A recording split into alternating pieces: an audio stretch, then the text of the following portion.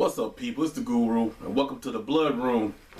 Today's topic, Season 6, Episode 2 and 3.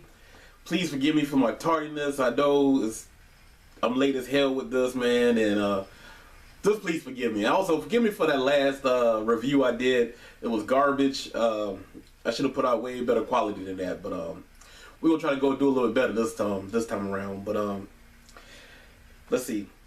This episode, we getting to learn a lot about these, actually we learned a lot about Bill and his powers.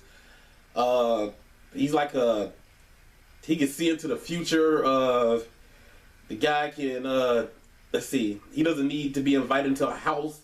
He can just walk in, and he's a telepath. You know, he got telekinesis powers. One good scene was when he met them, ordered some a human to drink. And he was unconscious in the dream world talking to Lilith, and subconsciously his body drained this chick, man. I mean, he just sat there and her bones were just fractured. He was just breaking her body apart, and she stood before him, and his mouth opened up, and he just drained her, sucked her dry without even biting her, man. Just drained all the blood out of her body. That was pretty cool, but the thing I didn't like about that scene was they did horrible with the special effects on that. It was very cheaply done, man. I gotta admit, that was very poor quality. It was super fake looking. They dropped the ball on that one. The kid did a lot better, but that's not here or there. But it was just a good scene to see that he possesses these type of powers, and his protege, I can't think of Jessica. She don't know what's going on, man. She really trying hard to protect Bill from himself, but she pretty much powers against this guy, man. This guy, he's OP as hell. You know, he's too powerful. And but he's not immortal. He thought that he could go into the sunlight.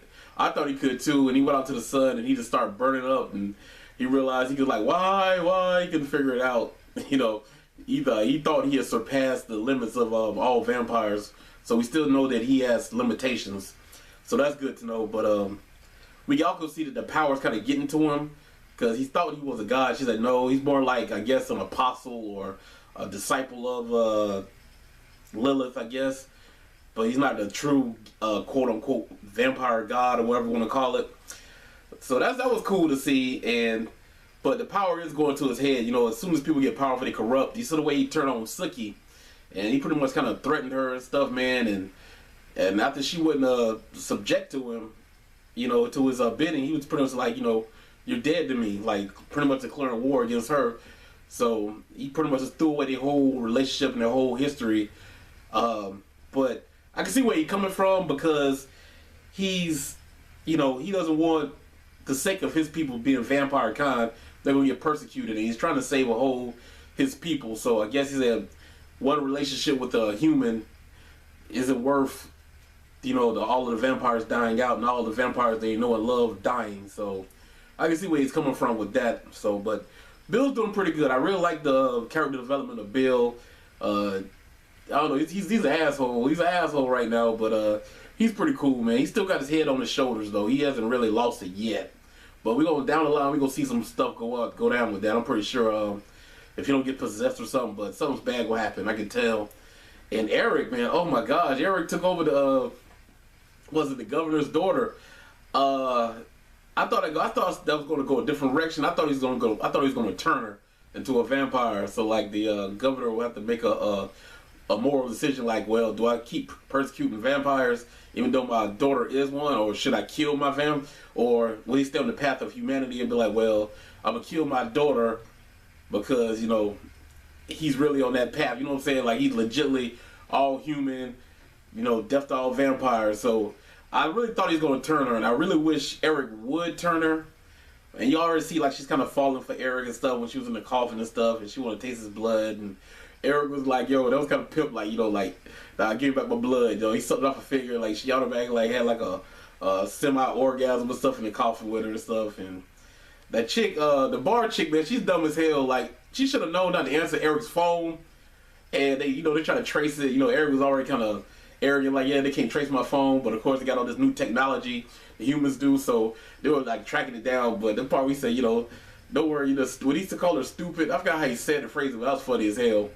And we still see that Pam is still pretty much under Eric's control, man. She still does whatever Eric says, and Tara's hating it more and more because she's like, well, if you're not his prodigy anymore, why are you like following him? She's like, you don't understand the history, and we're gonna see there's gonna be some conflict between that because Tara's a loose cannon right now.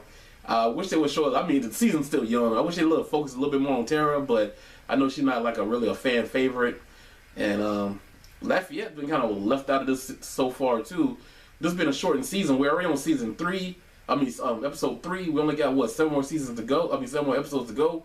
So I don't know how much development or story progression we can have with these characters, but that might be a good thing because, like I said, last season they had way too many storylines going on at once. So right now they're keeping a pretty good pace. They're keeping, you got the whole little ordeal with the werewolves, and you got the ordeal going on with the government and the vampires, and then you got the whole Warlow going on with Sookie and her grandfather and Jason. So that's what all the story they really need right now. And then they fit in Terry and them. Terry in a little bit when he had to tell, they lied to the old boy wife about him running off, even though they know they killed him. So I was kind of, I felt kind of bad for Terry because Terry really didn't want to lie, and he felt bad about having to kill his friend. But, Arlene stepped in for him and handled the business for him because he was about to break. He was about to crack and tell the truth. And that would have been good for either one of them. And my man, damn, I can't think of his name. Andy. Andy, my dude, man. I like Andy. I like the way they develop his character. His little girls are growing up fast as hell, man. And as we can see from the last episode 3, I think Bill's pretty much going to target them to get that fairy blood they've been needed because there's 4 of them, and they're like going to be like fully grown soon. I think they were like next episode they're going to be like teenagers, so they can easily, that's pretty big. That's pretty big. Size adults, so they can drain them for a long time, so they really don't need Sookie anymore. And that's a way of him getting away from Sookie, so it won't really burn that bridge between him and Sookie. If he really had to use her power against her will, he'll be more. It's easier for him to take their blood. They're easier target. And on top of that, he'll have no emotional attachments to them. So we can see that going down. But I'm gonna feel bad for Andy. I don't want to see that happen to Andy's kids. So, and this whole Warlow thing and. I don't know, man. This dude, like, he gonna be OP too, because he's like, somehow he almost got like a tie-in with Lilith too, so he's gonna be mad powerful too. So I don't know how they're gonna be able to handle this guy. I don't see it. I don't know. And then we also got that fairy. I can't think of the other fairy that they found.